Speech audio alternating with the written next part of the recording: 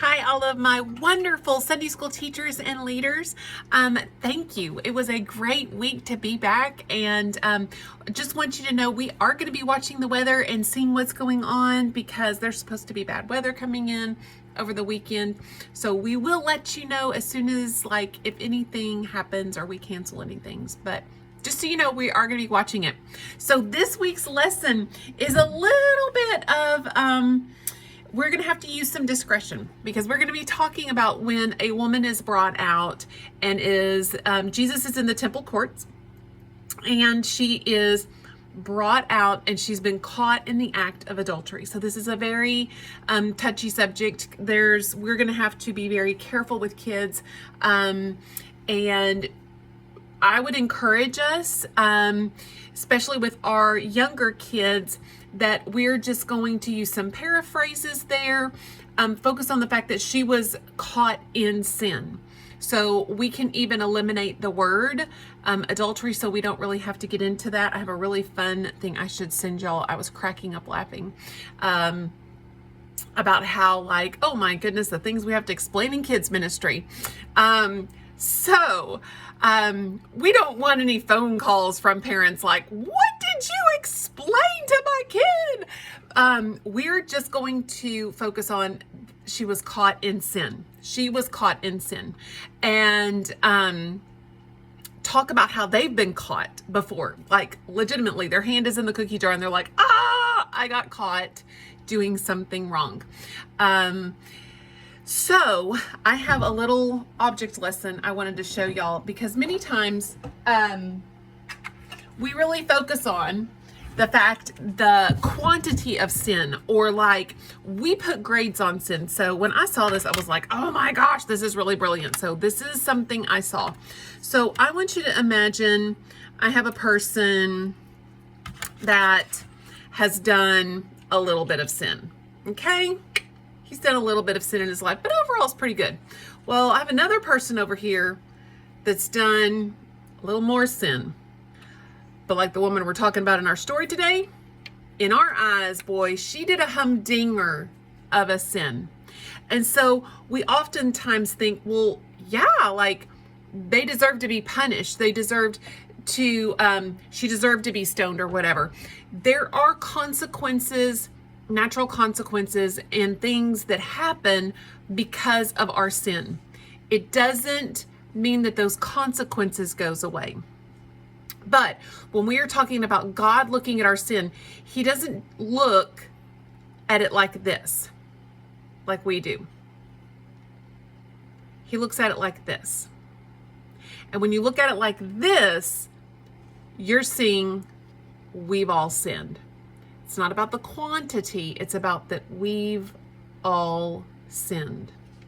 So we have some really neat activities for these kids today. One of them is going to be that there's these little poppers. And so they're going to take the popper and put it on their head, and they're going to flip the popper. And the first one that pops, then they're going to answer one of the questions in our small group time. How do you act towards somebody when they look down on you? And then you can go around the room and ask some of these questions. Another really fun activity, I'm going to encourage y'all to do this. They're going to take and paint some rocks. And so we'll have rocks and we'll have markers that they can write on these rocks. They can either write words or they can draw a picture of something that they have sinned, something that they have done, and something that they may need prayer over. And these kids do want to be prayed over. So I'm going to tell y'all a quick story. This was this last Sunday in kids worship. And one of the things that we aim at doing is when we want kids to know there's certain things that just happen even in big worship. So we worship, we sing praises, and then there's a lesson. So like Pastor Jeff will teach a lesson, and then afterwards we sing and we have a response time for what we've learned. How can we respond to that in prayer? And we are seeing such amazing things happening. And Kathy Horning will be at one side of the back of the room and I'll be at the other side, and we have them come. Do you need anything? Can we pray for you about anything? And sometimes it's about their hamster that died 3 years ago. Sometimes it's my brother is picking on me at home. And sometimes we hear some things really serious, like I'm getting bullied at school, or my parents are fighting at home, and we stop and we pray with that kid. And so this Sunday, a little girl came up and she said, I want you to pray for my family. And so we were praying over her family, and this little girl has a heart for Jesus.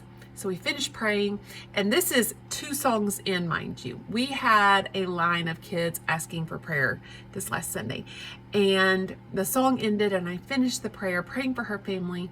She said, I have one more. Can we still pray? And I'm like, yes. I said, Kathy Horning, take the kids out of the room and I'll just finish praying with her real quick. She said, I want us to pray for your family, Miss Kathy. I thought I was going to burst into tears and drop my teeth right there, because she had no idea what had been going on in my family all week. My in-laws who live in Nebraska, they came in around the 8th of January, and they had been here over the weekend.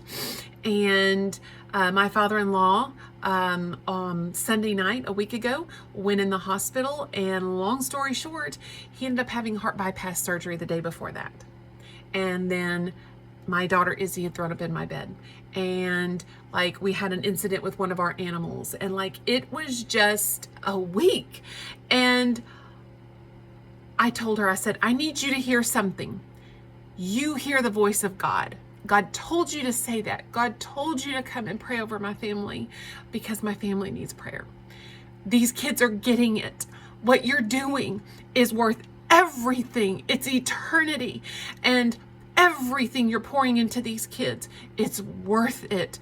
Don't ever doubt that when they make these simple rocks and they're writing something down, it's worth it. When the thing pops off their head and you're asking a question and you're stirring something in their hearts, it's worth it. When you're helping them make the connection between what we do and Jesus, and He came for all of that, it's worth it, because they are hearing the voice of God. So thank you from the bottom of my heart. Thank you for the parents. Thank you from the heart of Jesus for what you're doing, pouring into these kids, because it is making an eternal difference. You guys have an awesome week, and I will see you on Sunday.